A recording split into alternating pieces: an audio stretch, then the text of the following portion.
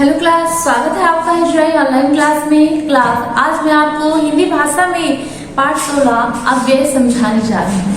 सबसे पहले बच्चों मैं आपको अव्यय की परिभाषा समझाऊंगी कि अव्यय की परिभाषा क्या है। ऐसे शब्द जिन पर, इसकी परिभाषा है ऐसे शब्द जिन पर लिंग वचन, जिन पर संज्ञा सर्वनाम,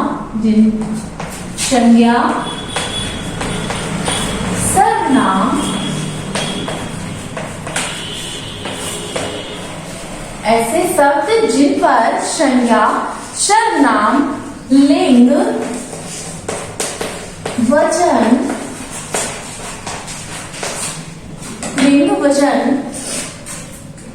या काल का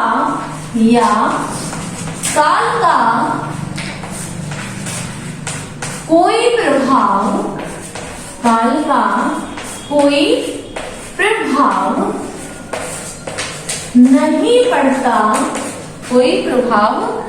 नहीं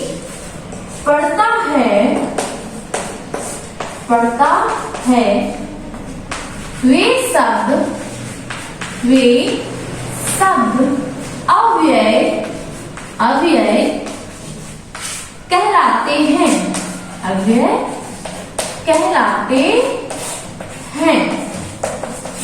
ठीक है बच्चों, ऐसे शब्द जिन पर संज्ञा सर्वनाम लिंग वचन या काल का कोई प्रभाव नहीं पड़ता है वे शब्द अव्यय कहलाते हैं। अव्यय आपके 4 प्रकार के होते हैं। अव्यय 4 प्रकार के होते हैं। कौन कौन से हैं वो प्रकार? जो सबसे पहला अव्यय है क्रिया विशेषण। सबसे पहले क्या है? क्रिया विशेषण। और दूसरा है संबंध बोधक।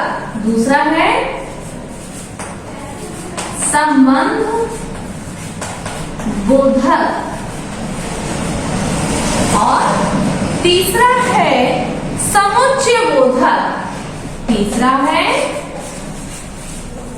समुच्चय बोधक। और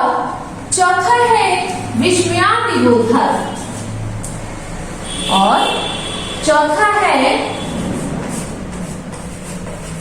विस्मयादि बोधक।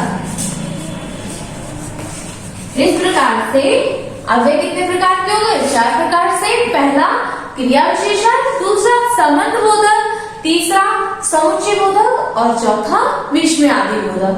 आप बच्चों इनके अंतर्गत इन्हें हम पढ़ेंगे, इनकी परिभाषाओं को। सबसे पहले है क्रिया विशेषण। जैसा कि नाम से ही विदित है कि क्रिया विशेषण अर्थात वे शब्द जो क्रिया की विशेषता बताते हैं।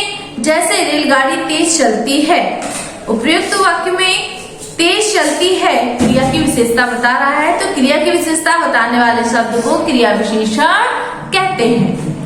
क्रिया की विशेषता बताने वाले ये शब्द समय, स्थान, परिमाण और रीति का परिचय देते हैं। क्रिया विशेषण के 4 भेद होते हैं।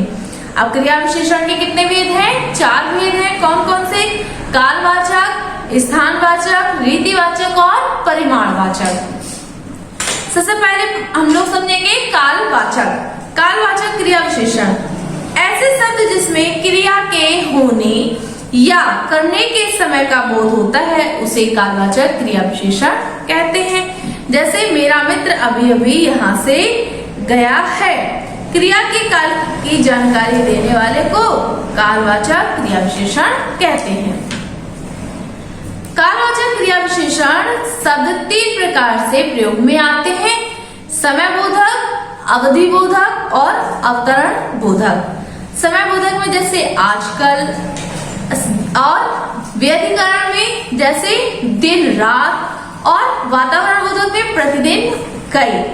विशेषण काल क्रिया विशेषण का पता लगने के लिए क्रिया के साथ जब लगाकर प्रश्न कीजिए, उस प्रश्न का जो उत्तर आएगा वही कालवाचक क्रिया विशेषण होता है।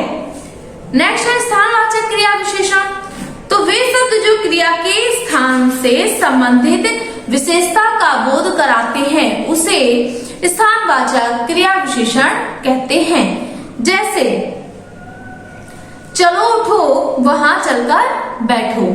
इसके बाद बच्चों स्थानवाचक क्रिया विशेषण 3 प्रकार के होते हैं। कौन कौन से? स्थिति बोधक, दिशा बोधक और विस्तार बोधक। स्थिति बोधक यहाँ वहां, पास दूर आदि। दिशा बोधक दाएं बाएं इधर उधर आदि। विस्तार बोधक यहाँ से वहां तक आदि। इसके बाद है परिमाणवाचक क्रिया विशेषण। परिमाणवाचक क्रिया विशेषण में क्या है कि ऐसे शब्द जिनसे क्रिया की मात्रा और परिमाण का बोध होता है वे परिमाणवाचक क्रिया विशेषण कहलाते हैं। जैसे डॉक्टर ने कहा है कि दिन में कई बार थोड़ा थोड़ा खाओ। तो वे शब्द जो क्रिया के परिमाण का बोध कराते हैं परिमाणवाचक क्रिया विशेषण कहते हैं।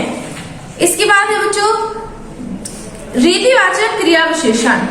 तो ऐसे शब्द क्रिया जिससे क्रिया के होने की रीति का बोध होता है वे रीतिवाचक क्रिया विशेषण कहलाते हैं। जैसे चंद्रमा धीरे धीरे चढ़ रहा है। वे क्रिया विशेषण शब्द जो क्रिया की रीति का बोध कराते हैं उन्हें हम क्रिया विशेषण कहते हैं। रीतिवाचक क्रिया विशेषण में निम्नलिखित भेद हैं: विधि, निश्चय, अनिश्चय, स्वीकार बोधक, हेतु बोधक, निषेध बोधक, कारण बोधक और अवधारणा बोधक। इसके बाद है क्रिया विशेषण और विशेषण में अंतर। विशेषण और क्रिया विशेषण, उसके पास पर्याप्त धन है, ये क्या है? विशेषण है। मैंने पर्याप्त खा लिया, ये क्रिया विशेषण है। इसके बाद है परिमाणवाचक क्रिया विशेषण और परिमाणवाचक विशेषण।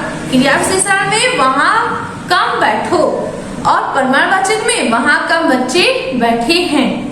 संबंध बोधक, निम्नलिखित वाक्यों को पढ़िए। मैंने घर के पास ही वह पार्क है, मेरे घर के पास ही वह पार्क है।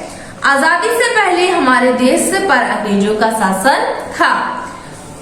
तो इस प्रकार से बच्चों जो अव्यय शब्द संज्ञा सर्वनाम का संबंध वाक्य के अन्य शब्दों से बताते हैं उन्हें हम संबंध बोधक अव्यय कहते हैं। अर्थ के अनुसार संबंध बोधक के कितने भेद बताए गए हैं इसमें?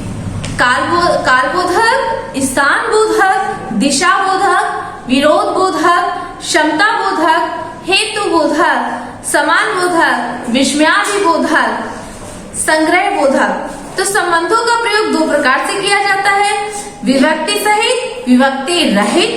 विभक्ति सहित जैसे घर के बाहर कोई है, और विभक्ति सहित कल रात भर वर्षा होती रही। इसके बाद बच्चों समुच्चय बोधक है। समुच्चय बोधक में वह साधु विनम्र है परंतु कायर नहीं, अर्थात इसकी परिभाषा होगी जो शब्द 2 शब्दों, वाक्यों या वाक्यांशों को जोड़ने का कार्य करते हैं उन्हें समुच्चय बोधक अव्यय कहते हैं। समुच्चय बोधक अव्यय के 2 भेद हैं। कौन कौन से हैं?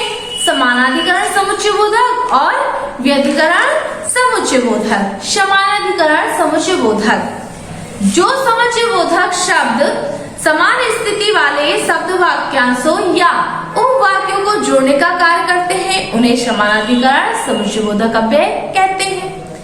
नेक्स्ट, अब इसके बाद समानाधिकरण समुच्चय बोधक के 4 भेद बताए गए हैं। कौन कौन से हैं वो भेद? पहला संयोजक, दूसरा विरोध सूचक, तीसरा विकल्प सूचक और चौथा परिमाण सूचक। सबसे पहले इसमें है संयोजक। वे शब्द जो शब्दों के अंशों का उपवाक्यों में जोड़ते हैं उन्हें संयोजक कहते हैं। जैसे मैं और तुम वहां चलेंगे। नेक्स्ट, विरोध सूचक विरोध कथनों और वाक्यों को जोड़ने वाले शब्द विरोध सूचक कहलाते हैं। जैसे प्रेम के साथ घृणा का कोई स्थान नहीं है। विकल्प सूचक शब्दों, वाक्यांशों और वाक्यों में विभाजक और विकल्प प्रकट करने वाले शब्द विकल्प सूचक कहलाते हैं। जैसे सुभाष ने करो या मरो का नारा दिया, अर्थात विकल्प दिया है करिए या फिर मरिए। परिमाण सूचक दो वाक्यों को जोड़कर प्रमाण बताने वाले शब्द परिमाण सूचक कहलाते हैं। जैसे श्यामा पढ़ती ही नहीं थी, परिमाण सूचक अनुत्तीर्ण हो गए। इसके बाद है व्यधिकरण समुच्चय बोधक। किसी वाक्य में एक या अधिक आश्रित उपवाक्यों को जोड़ने वाले शब्द व्यधिकरण समुच्चय बोधक कहलाते हैं। जैसे सरताज भला व्यक्ति है, इसलिए सबको भला समझता है। व्यधिकरण समुच्चय बोधक को 4 भागों में बांटा गया है। कौन कौन से हैं वह 4 भाग?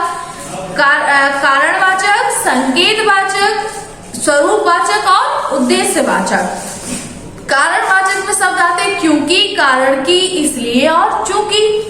और संकेतवाचक में तो, अगर, यद्यपि, किंतु। स्वरूपवाचक में बच्चों आते हैं मानो, अर्थात, कि, जैसा कि। उद्देश्यवाचक में कि, ताकि, जिससे कि, जिसमें। इसके बाद है विस्मयादि बोधक। निम्नलिखित वाक्यों को पढ़िए। जैसे उफ कितनी गर्मी है, वाह रे क्या बात कही है, हे प्रभु रक्षा करो। उपयुक्त वाक्य में उफ, वाह रे, हे प्रभु शब्द विस्मय का भाव प्रकट कर रहे हैं। ऐसे शब्द विस्मयादि बोधक कहलाते हैं। अतः हम कह सकते हैं जो शब्द हर्ष, शोक, भय, घृणा तथा विस्मय आदि कई भावों को अवबोध कराते हैं, उन्हें हम विस्मयादि बोधक अव्यय कहते हैं। विस्मयादि बोधक अव्यय शब्दों का अपने आप में कोई विशेष अर्थ नहीं होता है। ये मन के भावों के आवेग में अनायास ही मुंह से निकलकर भाव व्यक्त करते हैं। इन शब्दों के साथ विस्मयादि बोधक चिन्ह अवश्य लगता है। तो इनमें से कौन कौन से? जैसे विस्मय बोधक, शोक सूचक, विस्मय बोधक में जैसे अरे, सच, ओह आदि। शोक बोधक में हाय, राम राम, बाप रे बाप, ये सभी शोक बोधक में। घृणा बोधक में शब्द आते हैं छी, धिक, थू, धत, तेरे की आदि। हर्ष बोधक में वाह क्या कहने, शाबाश, धन्य धन्य आदि। और स्वीकृति बोधक में अच्छा, जी हाँ, जरूर आदि। इसके बाद क्रोध बोधक में हटो, चुप, शैतान, ठहर जरा आदि। संबंध बोधक में अरे, ओहो, हो, ए, अजी आदि। इसके बाद सावधान बोधक शब्द में आएगा होशियार, खबरदार, संभल कर, सावधान आदि। अनुबोधक बोधक में हाँ, ठीक, अच्छा आदि। और अभिवादन सूचक में नमस्ते, राम राम, जय श्री राम, राधे राधे आदि। आशीर्वाद बोधक में खुश रहो, जीते रहो, चिरंजीवी रहो आदि। इस प्रकार से बच्चों विस्मयादि बोधक में इन चिन्हों का प्रयोग किया जाता है या इन शब्दों का प्रयोग किया जाता है। संज्ञा, सर्वनाम, विशेषण आदि क्रिया का विस्मयादि बोधक रूप में प्रयोग कभी कभी संज्ञा, सर्वनाम, विशेषण, क्रिया और अव्यय के अंश विस्मयादि बोधक के रूप में प्रयोग किए जाते हैं। इस प्रकार से बच्चों ये चैप्टर पूरा होता है। आशा करती हूँ कि आपको किस प्रकार से जब वे शब्द हैं उनका प्रयोग करना है ये समझ में आ गया होगा। तो आज के लिए इतना काफी है। आप सभी का दिन मंगलमय हो।